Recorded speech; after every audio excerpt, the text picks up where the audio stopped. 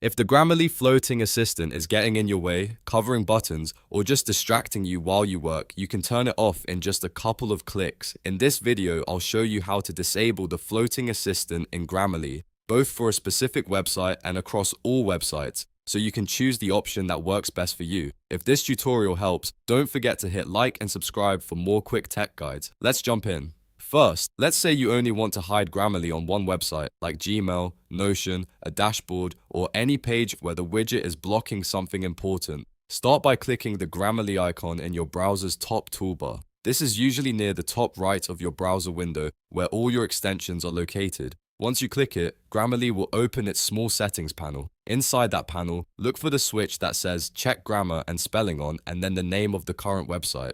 This setting controls Grammarly specifically for that site. If you turn this switch off, Grammarly will stop showing the floating widget on that website, and the underlines will disappear too. That means the assistant won't pop up while you're using that page, which is perfect if you need a clean workspace.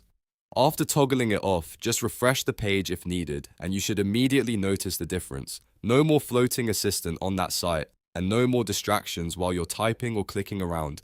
The great part is that this only affects that one website, so Grammarly will still work normally everywhere else. Now, if you want to turn off Grammarly completely across all websites without uninstalling it, that's also easy. Go to your browser toolbar again and right-click the Grammarly icon. From the menu that appears, select Manage Extension. This will open your browser's extension settings for Grammarly. In the extension settings, find the main blue switch. This controls whether Grammarly is enabled in your browser at all.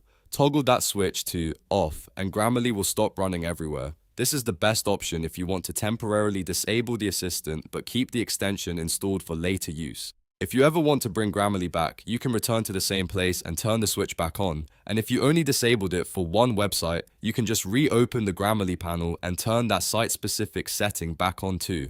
So whether you want a quick hide on one page or a full browser-wide shutdown, you now know both methods. If this video helped you out, make sure to give it a like, subscribe to the channel, and turn on notifications so you don't miss more simple tutorials like this.